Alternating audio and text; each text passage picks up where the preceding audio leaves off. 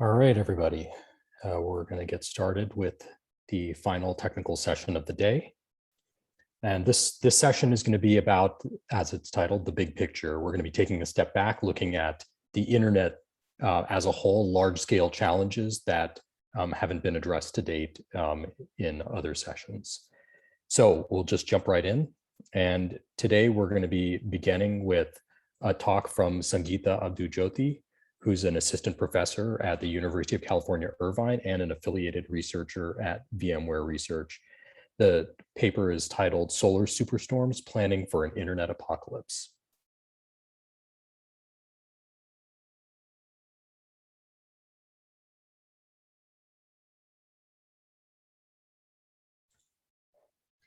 Hi everyone, I'm Sangeeta Abdujyoti. Today I'll be presenting my paper on understanding the impact of a cosmic phenomenon, solar superstorms, that are capable of taking down the internet.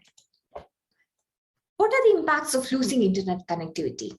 We know that it can affect our professional and social life significantly, especially now during the pandemic. For large businesses, the impact can be devastating. The revenue loss per hour for some of the large companies are estimated to be tens of millions of dollars.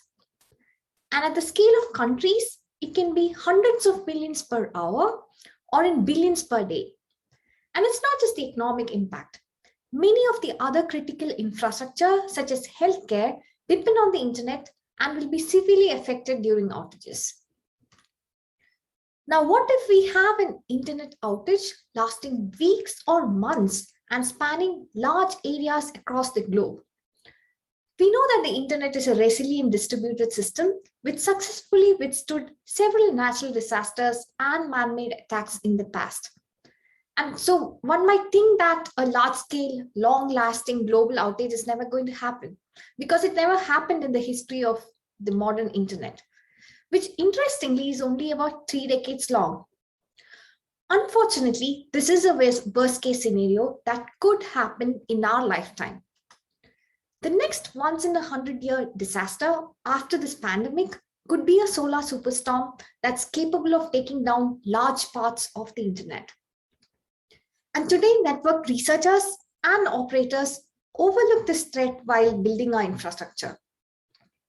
So in this talk, I'll present a deeper view of this natural disaster and its impact on various internet infrastructure components. Coronal mass ejections, popularly known as solar storms, involve emission of electrically charged solar matter and accompanying magnetic field into space. And these CMEs can take anywhere from 13 hours to 5 days to reach the Earth based on their speed. CMEs often originate near sunspots, which are temporary dark spots on the sun caused by concentration of magnetic flux on the surface. And when the number of sunspots increases, there's a higher probability of CMEs occurring.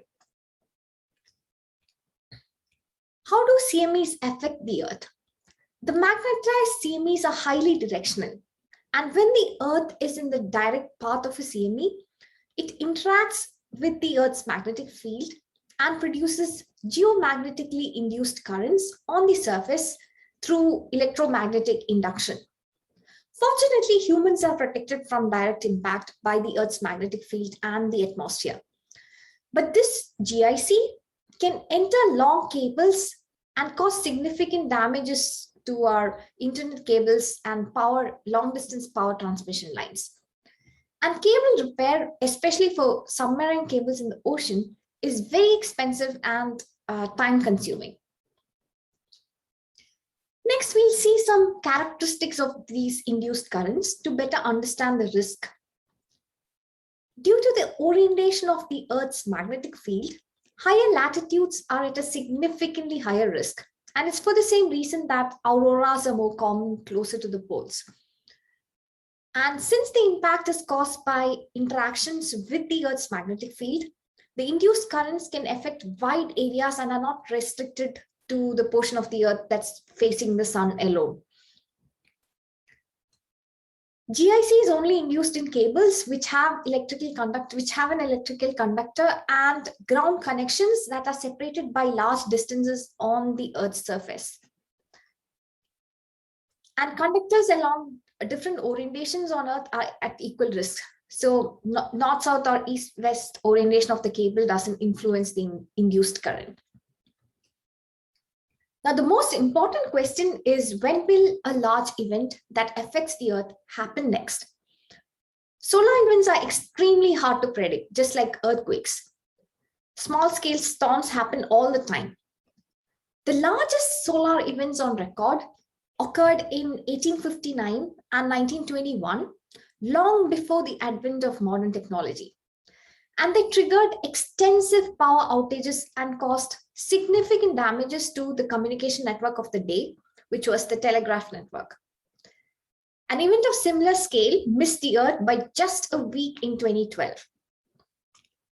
The estimates for probability of occurrence of such extreme space weather that directly impact the Earth ranges from 1.6% to 12% per decade. But that's not all. The risk is not uniform because the solar activity goes through cycles. Here we have the variation in the number of sunspots across years, and we can see that solar activity waxes and wanes in cycles with a period length of approximately 11 years. And during solar maxima, there is an increase in the frequency of CMEs. And here solar activity also goes through a longer term cycle of approximately 80 to 100 years called the Gleisberg cycle, which is marked in yellow and orange in the pictures. So the peak solar activity varies significantly across this cycle. And modern technological advancement coincided with a period of weak solar activity in the past 3 decades. Now we are at the beginning of solar cycle 25, and the sun is expected to become more active in the near future. So the bottom line here is that a large event could happen soon, and the impact is large enough that we should prepare our infrastructure for it. Now, how are the various internet components affected? Localized infrastructure such as data centers can be protected from voltage surges caused by CMEs using transient voltage surge suppressors, which are relatively inexpensive. Long-distance cables constitute the most vulnerable components in the internet infrastructure. So both long-distance land and submarine cables carry signals in optical fibers. And this fiber itself is immune to GIC because it carries light and not electric current. But these cables also have repeaters at 50 to 150 kilometer intervals, which are connected in series and powered by a conductor that runs along the length of the cable. And this conductor is susceptible to damages from induced currents. Internet routers can be protected from voltage surges using voltage suppressors, so they are safe. Now, satellites are directly exposed to solar storms, and they generally have radiation shielding for protection from high energy electrons.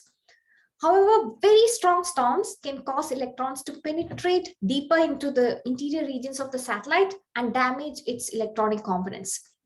And solar storms can also cause drag on the satellites, which can lead to satellites losing their orbit and re-entering the Earth's atmosphere and burning up. Cell towers are protected from direct exposure by the atmosphere. Similarly, personal devices such as laptops and mobile phones are also safe. So to understand the impact of these storms on the internet infrastructure, I looked at a broad set of data sets from submarine cables, land cables, internet exchange point locations, DNS root server locations, etc. And so here first we look at the distribution of submarine cable endpoints, which constitute the most vulnerable components. So we know that higher latitudes are more vulnerable to induced currents, particularly above 40-degree threshold. So we evaluate the distribution of infrastructure components in this range. So here we have the probability density function across various latitudes plotted on the x-axis. And we look at the distribution of population and submarine cable endpoints. And we see that the population is more concentrated on lower latitudes, while the infrastructure distribution is concentrated on higher latitudes. And this pattern repeats across other internet components as well. So they are concentrated in higher latitudes that are more vulnerable under solar storms. Next, we look at the cable length distribution. So remember, only cables longer than 150 kilometers need repeaters and need that conductor along the length of the cable, which is vulnerable. So here we compare land cables with submarine cables. And we observe that more than 70% of cables on land don't need repeaters and hence are not vulnerable. But nearly 80% of submarine cables need repeaters and hence are susceptible to damages. I also conducted extensive repeater failure analysis based on latitude-based failure models, and there were several interesting observations. So the US faces a high risk of losing connectivity to Europe because on the East Coast, most cables between the US and Europe are concentrated between the Northeast and the UK. There are no connections from Florida to Southern Europe, which is the less vulnerable region, which is probably mostly for latency reasons. But fortunately, the cables between Brazil and Europe are less vulnerable.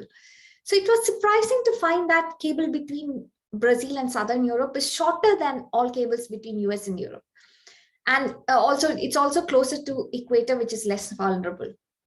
In Asia, Singapore has a higher chance of retaining connectivity to neighboring countries, even under severe storms. That's because these cables are much shorter and located in lower latitudes. And you can find details on the impact on DNS, autonomous systems, etc. in the paper or in the longer version of this talk. Finally, there are several interesting next steps and open questions. So this paper primarily looked at internet partitioning based on submarine cables alone. Understanding the impact on end-to-end behavior needs to take into account both land and submarine cables as well as other internet subsystems such as DNS. Then we need to improve, we need to devise solutions for improving long-term resilience of the infrastructure. This could involve infrastructure expansion in less vulnerable regions, design of new protocols that improve availability, or devising new large-scale failure testing, etc. And after a superstorm, the internet may be partitioned and repair of cables can be expensive. So we need to be prepared with alternative solutions that can provide temporary connectivity, such as internet-connected balloons. Finally, the internet and power grids are both critical infrastructure networks that are vulnerable to CMEs, which are also interdependent on each other. So we need to study their joint failure characteristics. And there are many other open problems discussed in the paper. I leave you with more questions than answers related to resilience of our infrastructure. And there's a lot of work to be done in this space. If you're interested in working on this topic, I'm hiring PhD students. Please consider applying to UCI. I'm happy to take questions now. Thank you.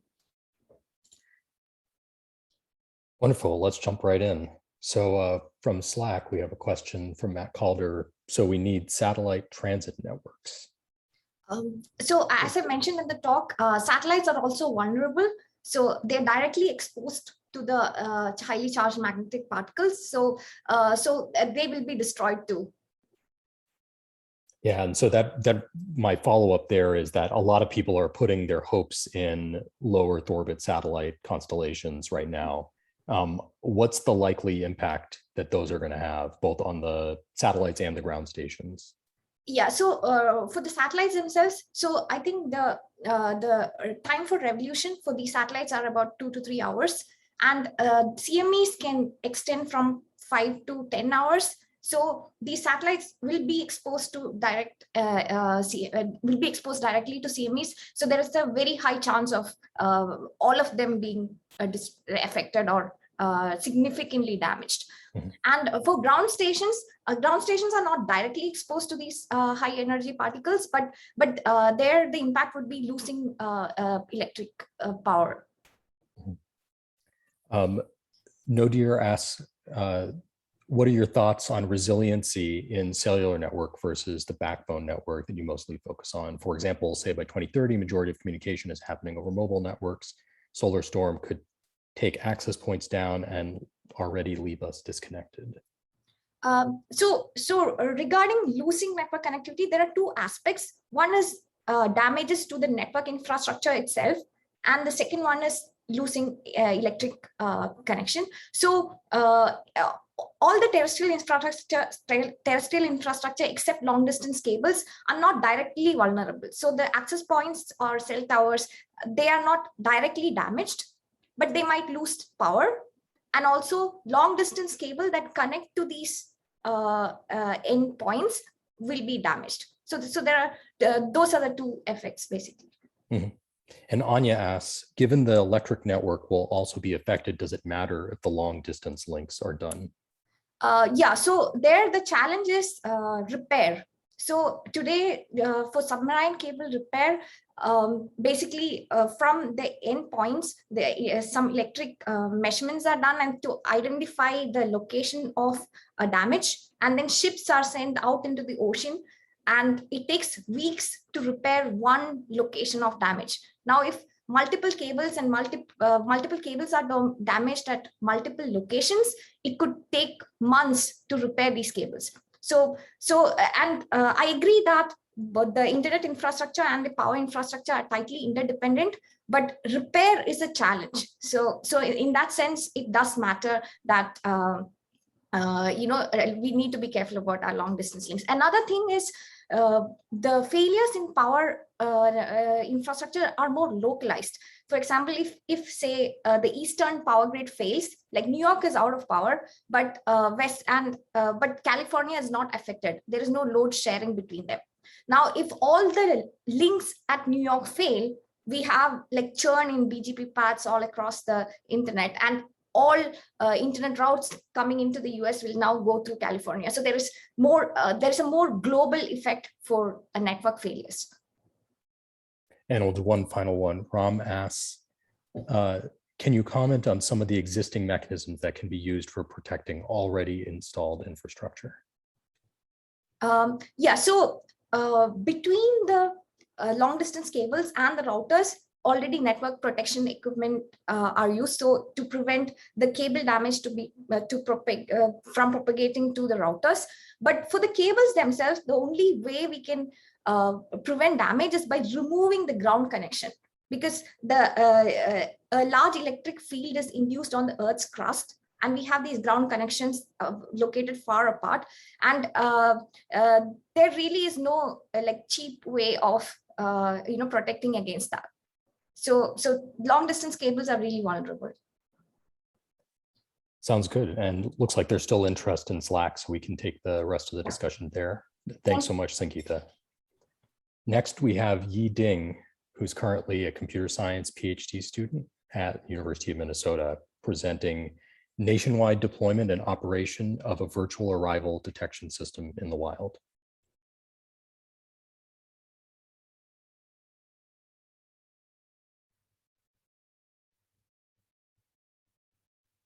Hello, everyone. My name is Yiding, and I'm currently a PhD student in the University of Minnesota. I'm also doing some research in Alibaba Group in China on the on-demand delivery. In this talk, I will introduce our experience in building a nationwide virtual beacon system based on smartphone Bluetooth in the wild. Nowadays, on-demand delivery is a very common service to buy food and groceries, especially during the pandemic. In 2020, the market is $42 billion, and it is expected to increase 4 times in 2027. In this market, there are many services in the world. In the US, we have Amazon, DoorDash, Uber Eats, and Instacart. In other countries, we also have similar service providers. In the delivery process, a customer first places the order to the server. Then the server dispatches the order to a worker. After the worker accepts the order, he will move to a store to pick up the order.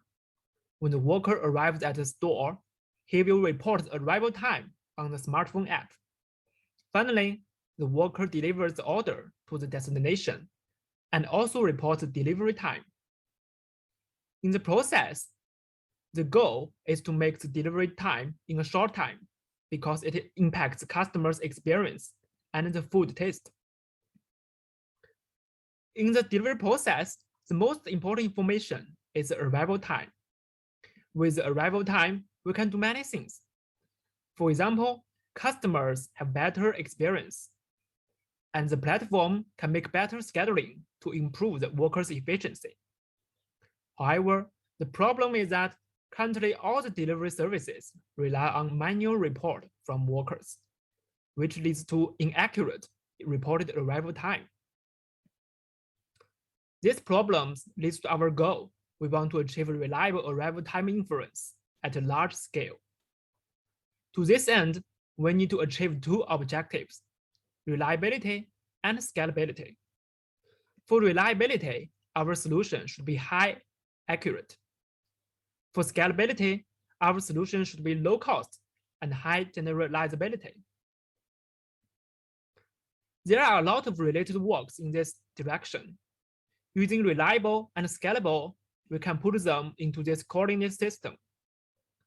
Most commonly used is the GPS and Wi-Fi, but GPS has low accuracy in indoor, and using Wi-Fi requires a fingerprinting database and manual calibration. Some recent works use RFID and LED, which provide high reliability, but they all need extra hardware, which leads to low scalability. A more promising solution is to use Bluetooth, which achieves a better trade-off between scalability and reliability. Based on this, in our previous work, we deployed a physical beacon system in a single city, Shanghai.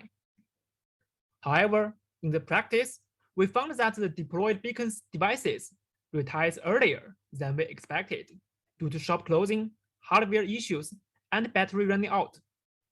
It means that the lifetime of a physical beacon system depends not only on the battery life, but also the environment. A simple solution is to replace all the devices frequently, but it does not scale up when it comes to hundreds of cities. This leads to our goal in this paper, to conduct a nationwide indoor arrival detection with low cost and high reliability. The opportunity is that we found many merchants manage orders using smartphones. If they let us use their smartphones as virtual beacons to advertise Bluetooth, that will bring great convenience to conduct the arrival detection. To solve the challenges in this paper, we did the following design to maximize the benefits and minimize the cost. In our design, we have three parties: merchants, workers, and the server. We use asymmetric design. That is, we use the merchant's phone to advertise to minimize the burden on the merchant's end, and also it is compatible with our physical beacons. We also have several mechanisms to reduce the energy consumption and protect the privacy. Similarly, let's first briefly go through the timeline. The gray line shows the physical beacon system, and the red line is the number of virtual beacons in three phases: conception, deployment, and operation. In the past 2 years, we gradually deployed the system to more than 300 cities in China. Next, I will talk about the evaluation, including the reliability, utility, and the energy consumption. For reliability, the question is virtual beacon system as reliable as physical beacon system? To answer it, we use the accounting data as the ground truth and compare the virtual beacons with physical beacons. This figure shows the distribution of the accuracy of virtual beacon and physical beacon. Both the system achieves more than 80% on average. However, we found that the virtual beacons have much larger variance. One key reason is the smartphone diversity. The figure shows the results when we use different smartphones as senders and receivers. For example, if a merchant uses iPhone, the reliability is quite low because iOS does not allow Bluetooth signal advertising on the background. Then we show the utility of the system, which is defined as the overdue ratio reduction. That is, With accurate arrival information, we can have better time estimation and order dispatching performance and less overdue orders. The overdue ratio reduction can also be transferred into monetary saving since the platform needs to pay for the overdue orders. The empirical cumulative benefit is $7.9 million until 2029. We also studied the impact factors. One interesting factor is the building floors. We found that higher floors and basements lead to higher utility. That is because before we have virtual beacons, the workers used to report arrival once they enter the building. This would lead to larger errors when the shops are in the higher floor and the basements. So the virtual beacons brings more utility in these floors. For energy, the question is, does virtual beacon increases energy consumption? The figure shows the battery drain per hour on iOS and Android.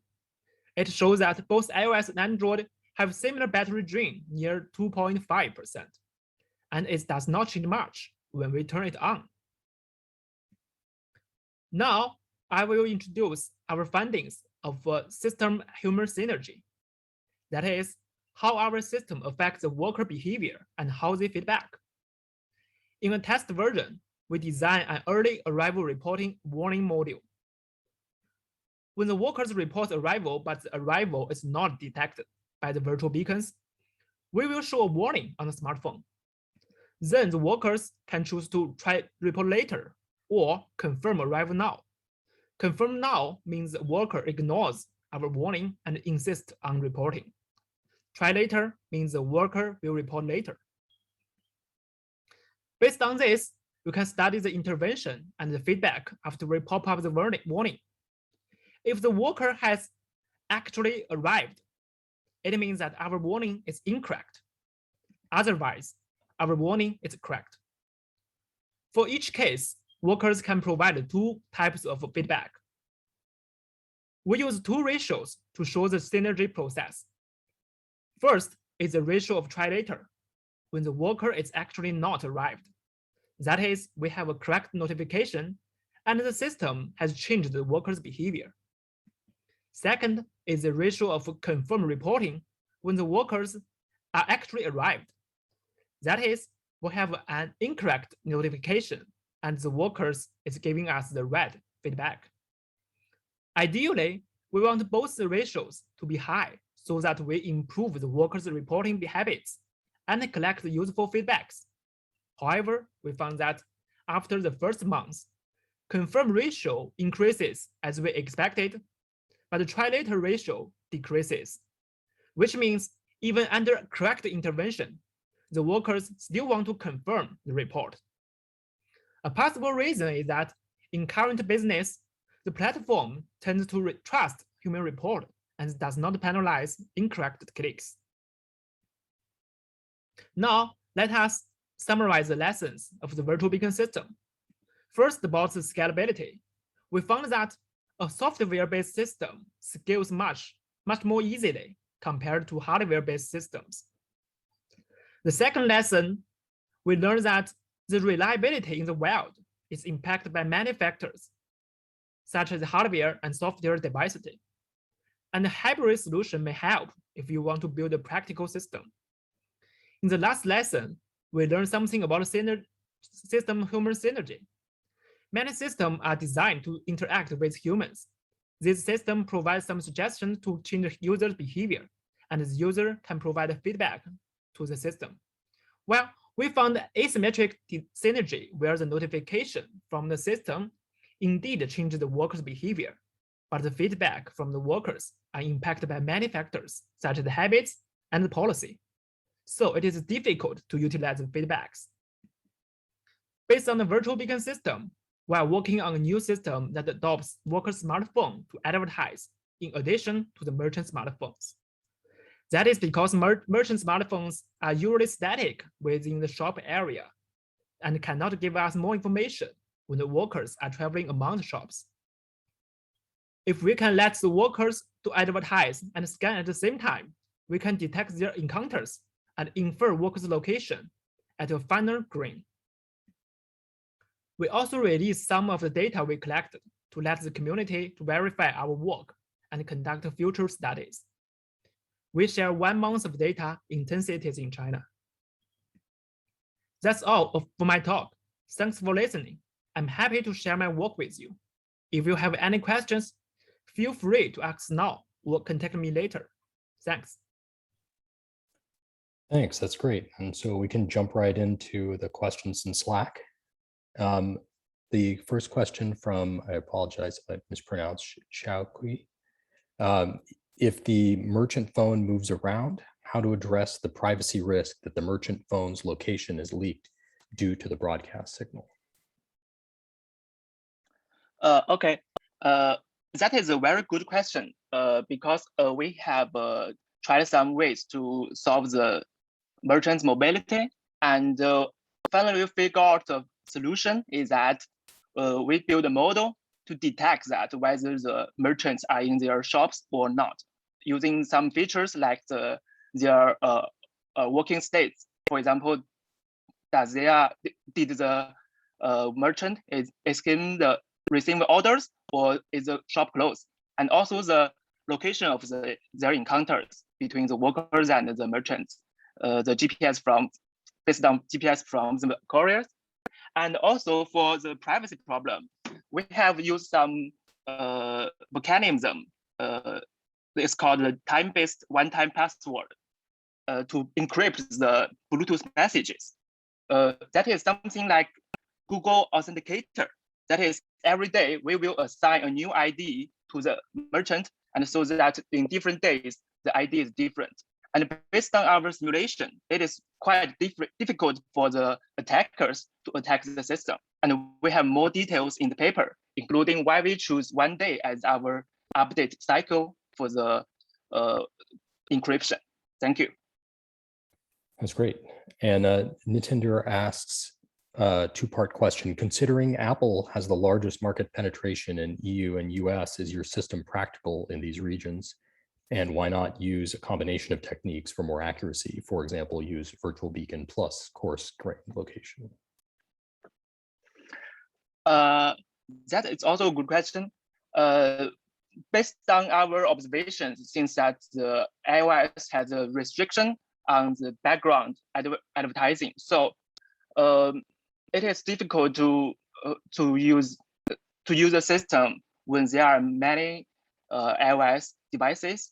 And so we have, so that is a very good suggestion to use a hybrid or combination solution, such as GPS with virtual beacons or physical beacons with virtual beacons. And the reason is that we does not consider a coarse solution, such as GPS with the virtual beacon, is that in some areas, such as in urban areas in Shanghai and other big cities, there are many malls, and within more areas, it is difficult to use GPS because it's very unreliable. So if the virtual beacon is not usable, we will recommend to use physical beacons, or we can also use Wi-Fi if it is available.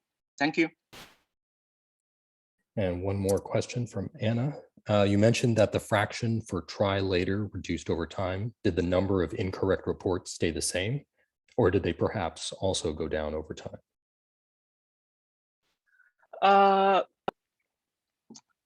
Actually, so let me check the question. Oh, actually, I think that the ratio of the incorrect report increases or stay the same when we have less trilators, because the reason that the workers choose to confirm the report is not because they actually arrived at the merchants, but it's because that they found if they report the arrival, there will be no notifications popped up, and they are not get punished. And so they can, in the first month, they don't know the mechanism, and they choose to report honestly. And after the 1 month, they found that they can choose to report arrival at any time. so they just report at any time and report arrival. That is good for them because they can pretend the order is completed and they can have new orders. So we are working on this and to detect something like this. Thank you. Sounds great. Thanks so much. And we can take the rest of the questions over to Slack. So our final talk and third and final talk for the session and for today is from Andra Lutu, who is a senior researcher at Telefonica Research. The title of the talk is Insights from Operating an IP Exchange Provider.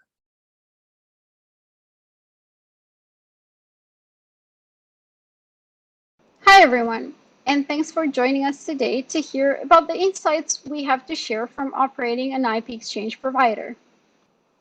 My name is Andra Lutzu from Telefonica Research, and this is joint work with Diego Perino from Telefonica Research, Marcelo Bagnolo from University Carlos III of Madrid, and Fabian Bustamante from Northwestern University. Today, you'll hear a lot about mobile roaming and how mobile operators essentially enable this function through the deployment of the so-called IP exchange model. Roaming is one of the basic functions of cellular service, allowing a user to connect to any network in the world with the same device and mobile subscription from home. This function is highly important to enable continuous service both nationally and internationally for users traveling abroad. With mobile roaming, essentially people and their devices can remain connected anywhere they go. Which brings me to what we will discuss today. What makes roaming possible? We will shed light onto the IP exchange model and the ecosystem that the different stakeholders build around it. Then we will take the view from one particular IP exchange provider that enables a worldwide roaming platform and look into signaling traffic patterns as well as patterns and performance of the platform when enabling data roaming. Finally, we will dissect a sample of data roaming traffic to give insights into the service performance of the IPX platform. The IP exchange is essentially a private platform that telco carriers, also called IPX providers, operate in order to allow their customers, such as mobile network operators or content providers, to operate worldwide. Currently, we are aware of 29 different IP exchange providers overall. They all peer with each other in a full mesh to build the so-called IPX network. This network of approximately 29 entities enables any of their customers to gain global coverage for their end users, thus essentially interconnecting 800 mobile network operators and other service providers. It's worth mentioning that the IP exchange network is an isolated network that bypasses the public internet, and this is very hard to measure and observe with end-to-end measurements. Here, we present the first detailed analysis of operations in a real-world IPX provider, one of the 29 currently active worldwide.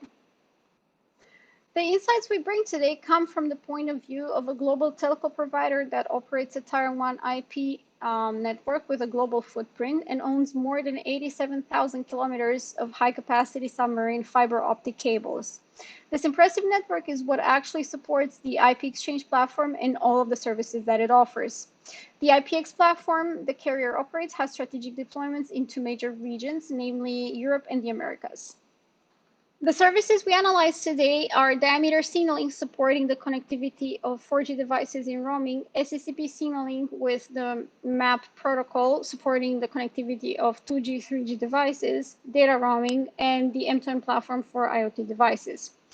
Mobile devices such as smartphone or IoT devices, which can range from connected cars to smart meters or fleet tracking solutions, connect to the radio network of different visited mobile network operators across the world. And in order to enable this, the IPXP provides the SCCP signaling and diameter signaling functions.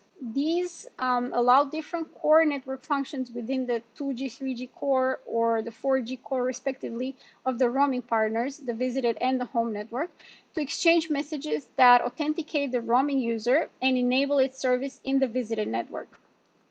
The signaling service is one of the fundamental services the IPXP offers, essentially fulfilling the function of SCCP and diameter carrier. Once the user is authenticated and can connect to the local visited network, the IPXP further enables the data roaming function. And this function allows the end user device to request a data connection, usually using the GPRS tunneling protocol, which the IPXP then enables by actually creating the GTP tunnel for these data communications. The data roaming service is active for both people and their smartphone devices, but also for IoT devices.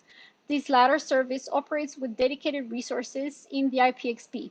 These resources form what we call the machine-to-machine communications platform, which essentially is the roaming platform dedicated specifically to machine-to-machine communications for IoT devices. To build our dataset, we sample all the corresponding interfaces to the diameter SCCP and GTP signaling for data roaming. We also capture the status of specific IoT clients of the IPXP, which use the machine-to-machine platform service. So now that we have our data set that captures these 4 major services of the IPXP, our goal is to further analyze it and understand its traffic patterns as well as performance. So we first look at SCCP and diameter signaling traffic patterns. We captured the data that we analyzed here in December 2019, and we show here the time series over 2 weeks, both for diameter and map dialogues between the different roaming partners. In the upper right-hand side plot, we see that map signaling accounts for a much higher volume of traffic than diameter signaling in terms of total number of messages that devices trigger in our sample. And this is expected as we can see that the number of devices we capture that rely on 2G and 3G technology is much higher than the number of devices relying on 4G technology. We further see that on average per device, we also notice a larger volume of map messages than diameter. And this is noticeable by visually comparing in the lower right-hand side plot, the red shaded area corresponding to map messages to the green shaded area corresponding to diameter messages. We are representing average number of dialogue messages per device per hour over the same 2 weeks period that I previously mentioned. We conjecture that this difference can be due to the fact that to the application that these devices actually serve. So for example, we could be looking at connected cars traversing low coverage areas, or it can be due to the fact that the map protocol is slightly different in terms of implementation than diameter, which is more efficient. The analysis of the signaling data sets allows us to observe where different devices actually operate in terms of geolocation at the country level. So this enables us to build international mobility matrices showing the movement of devices from home countries to different visited countries. We show here 2 such mobility matrices, one corresponding to December 2019 and another corresponding to July 2020. So in both matrices, we have on the x-axis the home country and on the y-axis the visited country, and values on the columns add up to 100%. We observe that there are 2 major visited international hubs that emerge from these matrices, one in the UK and the other one in the US, and this is consistent in time. And this makes sense since the operations of the IPXP map to the underlying network infrastructure of the telco carrier, which essentially deploys major services across 2 main areas of presence, namely Europe and the Americas. And this type of mobility matrices not only allow us to capture operational artifacts, but also the impact of different socioeconomic factors on the international mobility of people. Specifically, we capture here the impact of the Venezuela-Colombia migration crises that you can observe in the vertical column, consistent also in time. We now continue our analysis to observe traffic patterns corresponding to the mobile data roaming services. So we look here at how the GPRS tunneling protocol is actually being used by mobile devices to request data communications from the IPXP.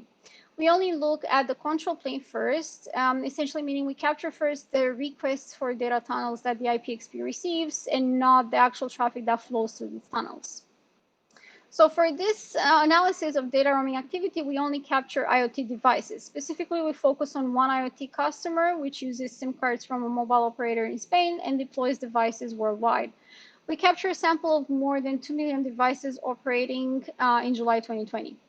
In the upper part matrix, we actually observe the breakdown of devices triggering data communications per visited country. We note that the majority of devices operate in the UK, Mexico, Peru, Germany, or the US, again confirming what we have seen before regarding the operational footprint of the IPXP. We then look at the hourly time series of the number of active devices per visited country. And we note here that a clear daily pattern emerges as well as weekend, weekday pattern. The grayed out area in the plot corresponds to the weekend. Specifically, we noticed that devices in Germany are slightly irregular, and this is due to the fact that here we capture devices with a higher mobility than in the rest of the countries. We finally look at the IPXP performance metrics from analyzing the actual data flowing through the GTP tunnels created for enabling data roaming. Specifically, we look at the GTP user plane traffic, which allows us to measure the round trip time both in the uplink and downlink direction. The uplink direction captures the impact of the packet gateway in the home network and the latency over the internet path towards the application server. The downlink direction captures the impact of the serving gateway in the visited network and also the impact of the radio access technology. For both metrics, we break down the devices per visited country, and we show the time series of average RTT milliseconds per device per hour over a period of 2 weeks in July 2020. All devices are IoT devices. We note that daily patterns emerge as well as week and weekday, just as before. In particular, devices in the UK, which are represented with the blue line, present a synchronized behavior. And this is due to the fact that smart meters, which are essentially the devices we capture here, have similar program behavior. And we conjecture that this explains the periodic peaks in RTT, both in uplink and downlink direction. With this, we conclude our short dive into this hidden world of the IPX ecosystem. For more interesting findings, we encourage you to read our paper and watch the longer version of this talk. We believe that our work opens the door for an entire area of research around the IPX ecosystem and its operations. Specifically, as we are now deploying 5G networks worldwide, we are still defining how roaming would look like in 5G and next generation networks. It is thus essential that we answer this question with a clear vision that improves upon prior approaches for 4G or 3G roaming solutions. As more devices leverage roaming, especially IoT devices, it's of critical importance to build an ecosystem that ensures the security and privacy of the end users.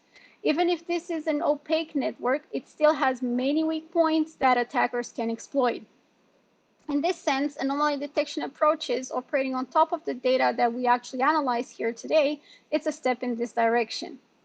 I thank you for your attention, and I hope that we have been able to stir your interest and you will join us in working towards answering some of these challenges. Thank you very much. Thanks for the talk. So while folks add some questions in Slack, I can get things started. So, I'm curious if you saw a trend about in your data set or from the vantage point that you had about Wi-Fi offload and also offload from these devices onto, for example, CBRS or other sort of alternative means to get on the internet or just provide connectivity, because you sort of would be able to see that people are dropping off of the network. And I'm curious if you saw any trends in that and if there was any sort of periodicity in it. Right. So thanks so much. Hi, everyone. And thanks so much, Bara, for the lovely question. I think that's a very good point that you make here. So as you well notice, we only look at the data when these devices are connected to the cellular network. So we don't really know if when they're not connected, they are in Wi-Fi or they're simply, off roaming, or they are back in their, home countries and so on and so forth. So we did look in the paper at, for example, the difference between users that we see always signaling against the network, because even when you're not, generating a data connection, you still are going to be signaling because you need to be connected to the radio network. So because we look at these protocols and we don't look at just data connectivity and the actual data flowing, we can capture presence. And we know for sure that they're always present in that country, right? So, or in that location. So that tells us basically that we can look at full session, let's say, full, presence time for that particular device. We obviously don't have information on whatever else they decide to connect on, aside from, the cellular service, but because we look at signaling that is required for you to always have a service, we are pretty sure that the analysis is significant and meaningful from that sense. And there are more insights in the paper, as to what does it mean for a user to actually use data. So, you know, we discussed silent roamers, and that's pretty interesting. So I do encourage you to look there. Essentially, what happens is that in places of the world where roaming is not like in Europe, where it's for free, so you can just basically travel all over and not pay, you know, not have like what we call a bill shock. Essentially, people stay quiet, so they don't turn on their data communications. And that's an interesting side effect, basically, of how these agreements between networks happen. So I do encourage you to have a longer look there. We do show how these appear, but yeah, thanks again. Sounds great. Anna has a question. How do you think local breakout in 5G will impact the picture? Great question. So thank you so much.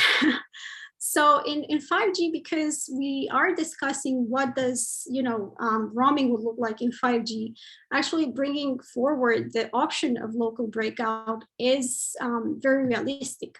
And why do I say that? Because that basically essentially we have in 5G the option of bringing the packet gateway very close to the actual user that is traveling all over the world. So instead of basically doing what we call home routed roaming, where you go with your phone from, I don't know, Spain to the US, and your packet gateway stays in Spain, with 5G, we have the option by moving the user plane to the US to do local breakout. So I think there are some interesting ideas around there, and I'm very keen to actually see how that will work out in commercial networks. Sounds great. And Diana asks, do you have any insight on the type of IoT devices that appear in your data set? Yeah, so I did mention, for example, in the UK, if you remember, we were looking at a massive number of devices that were synchronized. Turns out, majority of these are smart meters that operate in that space. And one thing that we observed, and as operators, obviously we cannot control, is their synchronicity in time in terms of, you know, sending in a data packet. So when 2 million devices suddenly send one data packet in the same time, obviously that will create some issues. And yeah, I mean, we do look at other behaviors.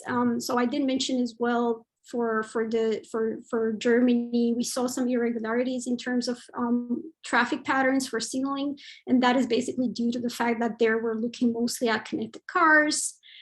So we have some insights in these lines. Obviously, you know, this is a network that we operate closely with our partners.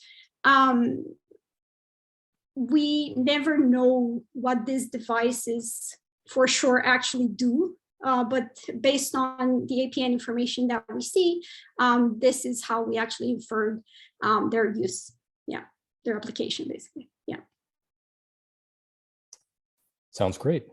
All right. Well, thanks everybody. Oh, I guess we have one more question, Waleed.